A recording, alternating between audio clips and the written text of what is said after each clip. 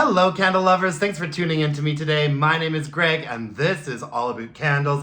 I've got another Disney princess candle review for you today from Bath & Body Works. Today, we're going to talk about Belle. I have to say that every time I talk about the packaging on these Disney princess candles, I get more and more frustrated with how much of a lost opportunity it was. I'm a little bit colorblind, and so that might be playing into this a little bit. But for me, the Belle and the Moana and the Tiana candles all looked like exactly the same. And what's frustrating is that the details are there. You know, like on Belle, we have a book and we have some roses. It just doesn't pop. You can barely read the signature. And there's cute details, like the quote on the back of this one says, "Open your heart to new adventures." And there's a rose and another signature. And then on the inside, we get sort of a secret little Easter egg message and another little silhouette there of Belle. This one says, "Compassionate, intelligent, genuine." And I mean, the packaging just felt like it was such a missed opportunity. They just needed to do something to make it stand out and pop a little bit more. I like the fact that the lid doesn't have like the Bath & Body Works logo on it, and I'm gonna save them for that reason. But it's a boring lid too. I mean, like I said, the more that I review these candles and the more that I talk about the packaging, the more frustrated that I'm getting with just how lame they were. And I think Belle's candle was kind of one of the lamest of all. The scent notes on Belle are rose petals, sparkling buttercup, and whipped vanilla. Now, it makes sense to me that Belle would have a rose candle, right? I love me some Beauty and the Beast. We all know the significance of the rose in the Beauty and the Beast story, so I get that. But this doesn't even come across that rosy to me. And I feel like sparkling buttercup and whipped vanilla. I feel like this was just, I think Belle was the biggest missed opportunity of all of these candles. Why couldn't they have made it like a bright, why couldn't we have done like a yellow and pink sort of situation? You know, like that big yellow dress that Belle so famously wears. And also, I'm gonna tell you what I think this fragrance should have been. I think this fragrance should have been a really beautiful, like pure red rose note. And then we mix that with Book Loft or Bridgerton Study. Because you know how Belle loves the library? Ooh, Belle loves to read a book. She loves to be in the library. It would have been nice if this candle had been like a book rose, like a dusty rose with like a book smell. What was that other Bridgerton candle? Penelope's Kiss. I think one of the scent notes in Penelope's Kiss was like Regency pages or book pages or something. What if the Belle candle had been like a rose garden in a library full of books? That's what I would have really liked to have seen. But instead, we ended up with a sort of rose, sort of vanilla candle that to me smells a fair bit like gardenia. Gardenia. I pick up on like a bit more of a white floral in this than I pick up on a rose. And specifically gardenia. I feel like I'm even picking up on like sort of like a watered down white gardenia fragrance, you know, the white gardenia candle from Bath & Body Works. And there just could have been so many ways to have given this candle a bit more personality and make it a little bit more interesting and do justice for Belle. I think that, yeah, it's like gardenia, rose, and vanilla.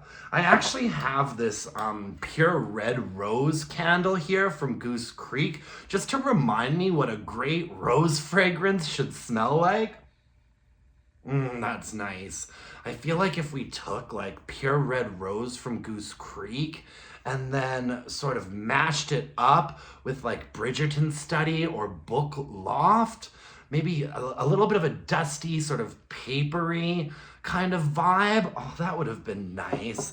But instead what we end up with is this sort of vague vanilla floral. I actually also have the rose and vanilla aromatherapy body lotion here from Bath and Body Works, because I kind of wanted to compare it to this too.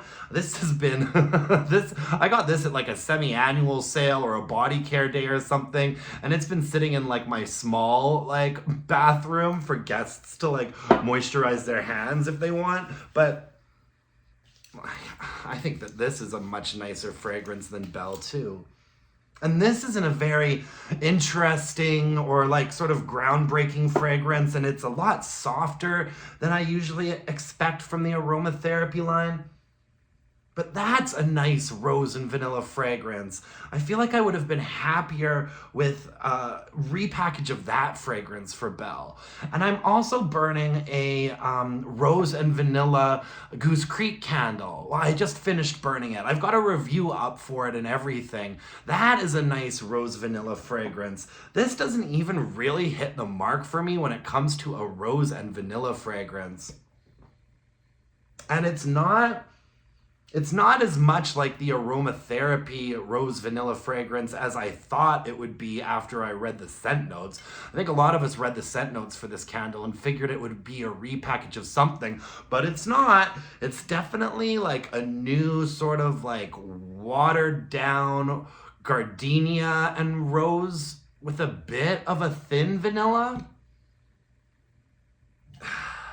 And here's the thing, you guys. I don't think that this is a terrible fragrance. I think that this is probably, from what I've been seeing, this is one of the most popular fragrances from the collection. But I'm not using the body care or the fine fragrance mist. I'm using these as like, I'm only experiencing these fragrances in candle form.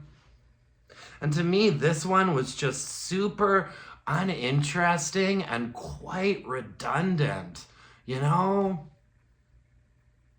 And it's not bad. It's pleasant. And I actually didn't mind burning it. It was pleasant. It was fine.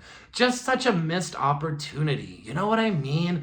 The candle performed quite nicely. I burned it all the way down till the whole thing had liquefied and you could see the wick nickels. Really, really nice clean burn on this candle. Never dudded out. Never gave me any issues. I'd say that the strength and throw in my more open space was about a 5. I'd say the strength and throw in the bedroom was about a 5.5, maybe a 6.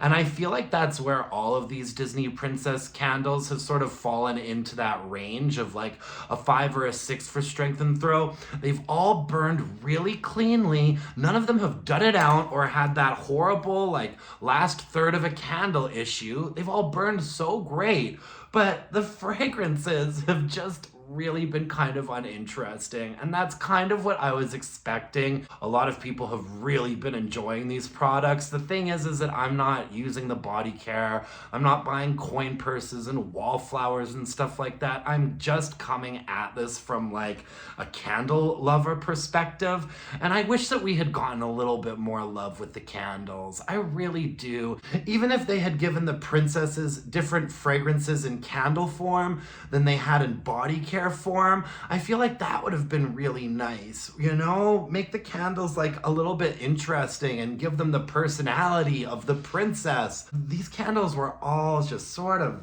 vague, generic, fruity florals.